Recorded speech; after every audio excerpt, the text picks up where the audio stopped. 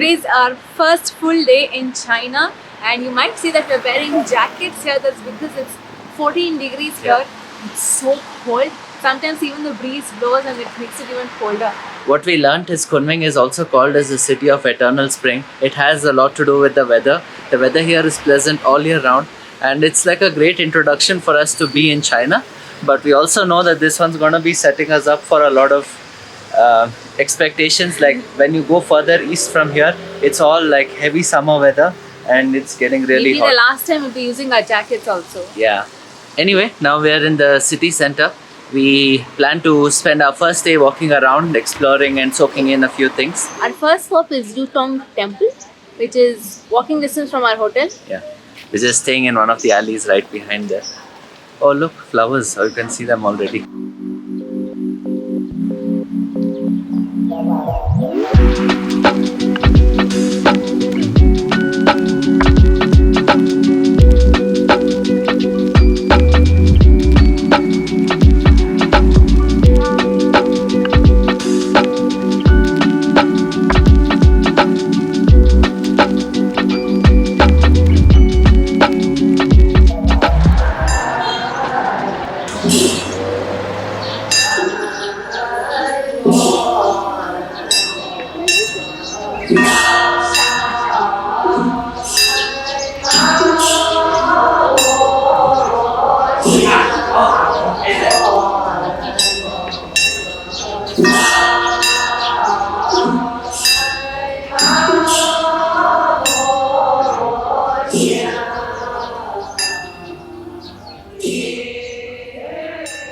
We just went to the Yuantong temple and came out, and right beside it there's this lake called the Green Lake. That's where we're sitting right now. But the temple was like so colorful and different. Like we entered the temple expecting it'll just be one place, but you keep entering and entering. There'll be 3-4 levels of temples, and it was so beautiful. It was actually on top of a small pond, and they had little flowers everywhere. Like lotus leaves and lotus flowers blooming. And inside the temple, we saw these big, colorful dragons. I think the first time we have seen that, right? Yeah, I mean in Southeast Asia we'd seen similar ones, but this was huge. It was so grand. Big and huge. While walking around, we also saw like a lot of people following their own customs and making their prayers. Like what we realized is at least the culture here in this part of China, in the Yunnan province, is quite similar to what we have back home in India. Buddhism, being a major religion here in China, of course comes from Buddha, who was born in India and raised there. So a lot of cultural similarities between the two, especially like when people are bowing down and praying. And they're lighting the incense sticks. And in India, we usually offer fruits or freshly prepared cooked food. But here, they're giving packaged food to God. It's so unique. It's a very different thing. I wonder, like in Africa, I don't think we saw anything like this. There was just candles. Yeah, but this was interesting. Yeah. In Vietnam, I think we even saw people offering beer to God. And cigarettes. Once we came out of the temple, we just walked further down and we came to this really beautiful park. It's called the Green Lake Park. So we're sitting in front of the lotus pond. And I think it's Green Lake because all the lotus leaves are so widely spread on the water. It looks like a green lake. Yeah, true.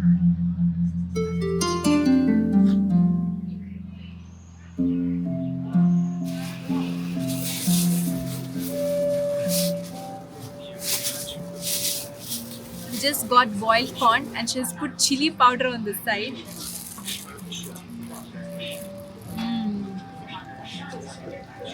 Nice. Oh, so spicy. You know, I heard Kunming has a lot of spicy food, but it is really spicy even for us. It's kind of nice. Spicy.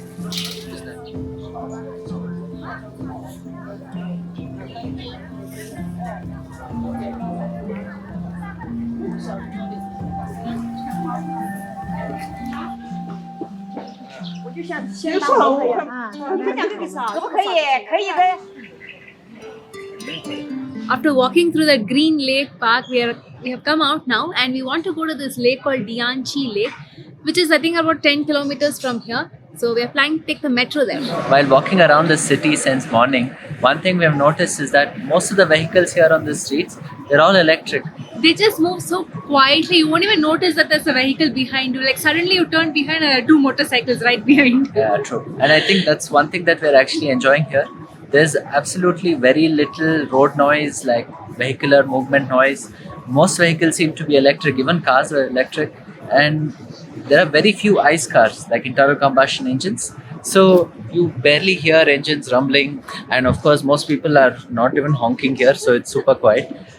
It's kind of nice. And we found these bicycles that look a lot like the Yulu cycles back home in Bangalore. These are all electric scooters that you can actually rent by the hour or something and then ride around town. But you have to Most install of an the app. locals are using that only, I see. Yeah. Hardly anybody is going on their own vehicle. Oh, look, Chish. I think we should get some. Come on. We should get this. Yeah. 唔係，我 That's for 10 yuan. Huh. You can give 10 yuan. 你要10块的吗？好，可以。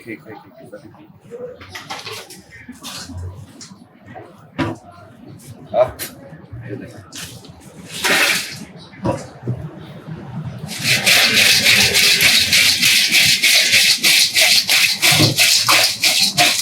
You want more spicy? Yeah. I think it can be written like that.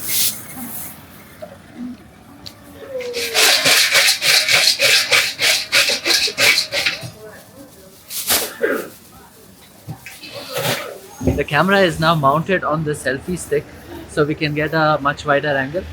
This is the only way we can get a wider angle because yesterday, while on the train, we lost our wide angle lens. It was so tiny, and we don't know how and where, but it just disappeared. It was a bit of an expensive hit, but at least we can try like a plan B with this. Yeah. So I think this should work, right? It's small, right? Let us know. Okay, so we got We chips. just picked up chips. He made it like in front of us. He made it spicy in front of us. But look at the size of it. It's huge. 两边啊，来这看，两边都是细，两边都是。应该是别的种大 This is like the hot chips we get in India. Like there are these small stores which are just making fresh chips all throughout Yeah. the day. It's kind of It's nice. good. The flavoring they've used is not just chili, it's not just spicy, it's got a little bit of sweetness in it. Yeah. It's like sweet chili, but still spicy.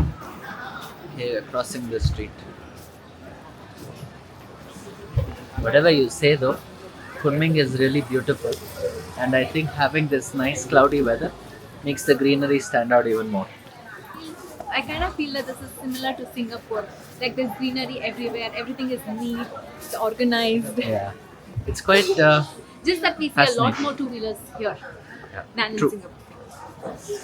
I want to eat something here. Lot of options to eat.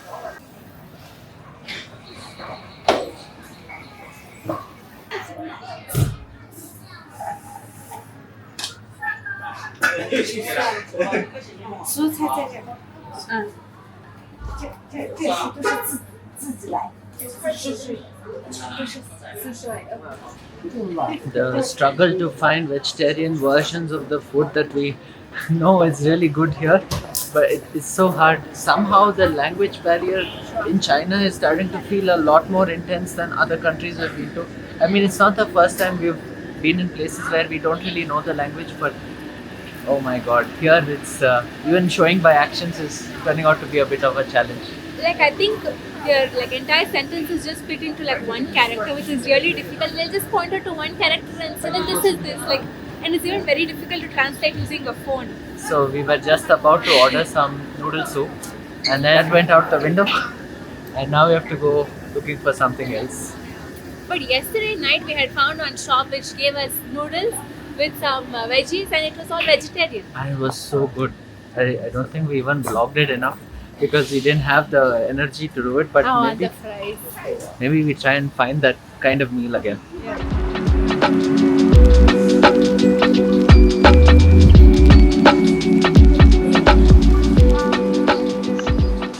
So yesterday we converted our Vietnamese dong to Chinese yuan. So this is what a 1 yuan note looks like. So 1 yuan is worth about 12 Indian rupees, and $1 will get us 7.5 Chinese yuan. And so far in all the shops, what we have seen is that they accept Alipay more than cash. Right? Yeah. Anywhere you can go and scan and pay easily.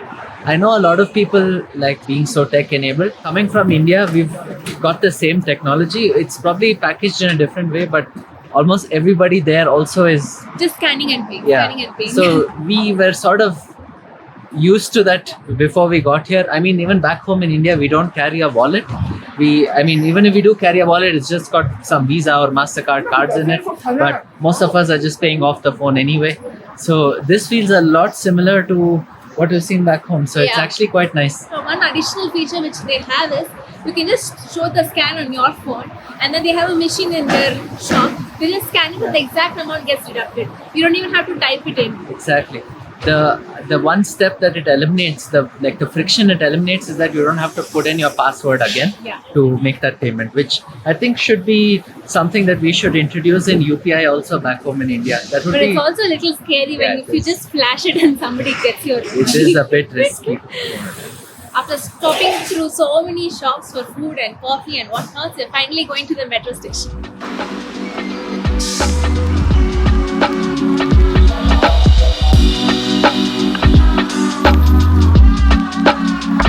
Found the metro station right there.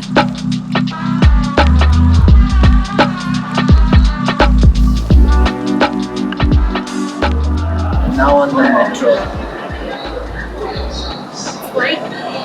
I think it's 2 floors under. Maybe 4 or 5 floors under. We just came to the metro station and we are taking the customer service help support to buy our tickets. And she said we can pay through Alipay also. Alipay did not work. Now we have to spend our cash to buy the ticket. I think Alipay works only with local Chinese cards on the metro booking system. If you are connected as a foreigner using your credit card, it doesn't help. And what they give you as an alternate option is to load money into the Alipay wallet, and then you can actually make a payment. But that has a 3% charge. So I think this should be We good. just had a 101 note. We broke it into 50/50s now. Just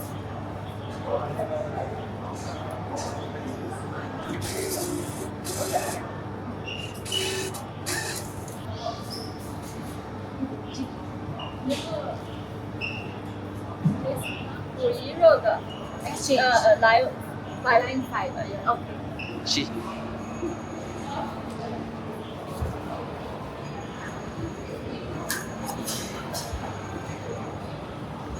And now heading down to the platform. So we're on line 3. That will take us about 14 kilometers south of the city center. But we have to change one stop somewhere in between, right? Yeah. We're now going to try using a new mic that we've got. So hopefully it sounds a little better. We have placed it in such a way that Navneet's voice is also heard and I'm like very close to the mic. It's currently dangling on my hoodie's noodle. So we have to get on this train, change train again at the next station, and then after that we get on the final leg. And we have paid 4 yuan for the entire journey. Yeah.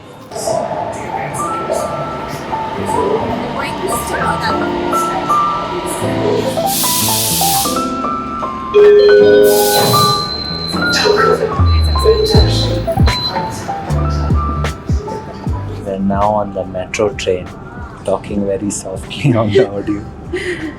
But you can see that everybody is just sitting and they're all watching their phones. Nobody's talking, nobody's looking outside. Everybody's into it. One thing I've observed in China is they love their phones and also they love smoking. That's true. We've seen a lot of smoking happen, especially on the train. She said in English also. Yeah. I kind of like this mic that we can talk anything we want. The neighbors won't hear us. Yeah. It's like we're gossiping. This is a test section of the video, so it will not make it out. Ni hao.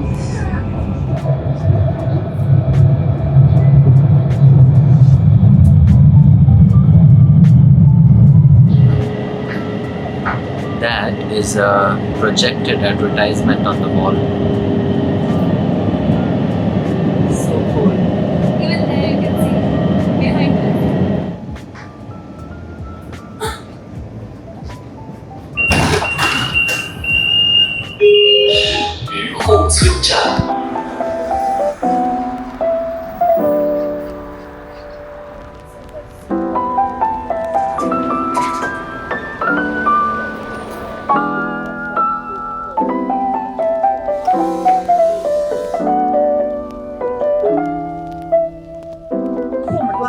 We're trying to get this one.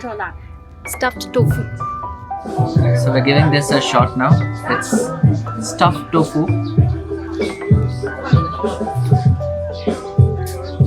There was a lot of music there and we definitely couldn't vlog. But after tasting it, we had a bit of an interesting feedback. No, not feedback, how we felt about it.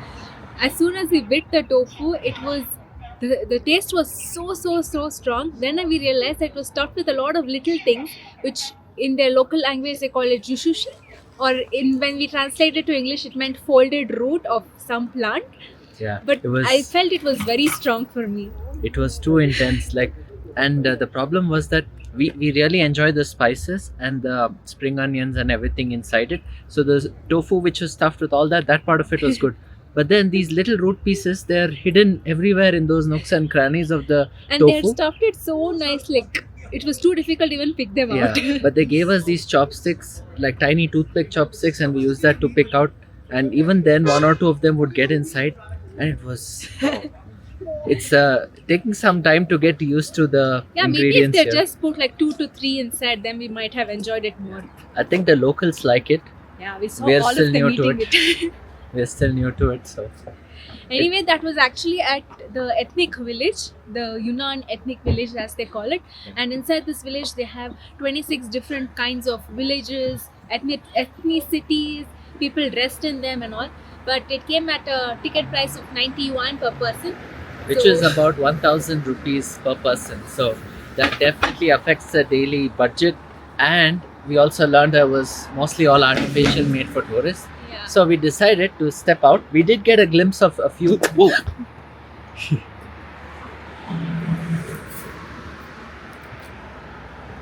Still alive.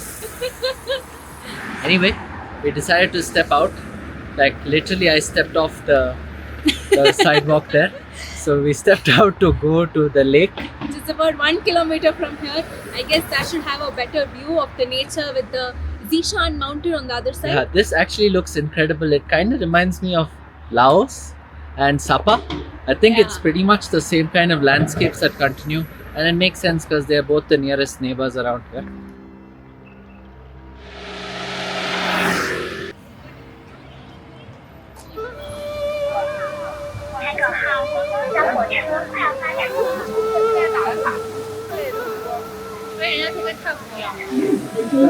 We now come to Dainchi Lake. It's the largest lake here. It's a very beautiful one because on one side is Kunming city and on the other side it's the Zishan mountains. And it's really incredible because the water level is so high up, like it's almost at the same level as the footpath we're walking on, and all around there's this really nice greenery. But what is super strange is that on all the trees they have these little fake bird nests, and inside the bird nest they have, I don't know if those are speakers or telecom routers or lights, but they're hidden in every single tree. I think there must be lights there. Or they might even be cameras, because I see a whole lot of them in China. Like I feel like you walk someplace and you'll be recorded on some camera or the other.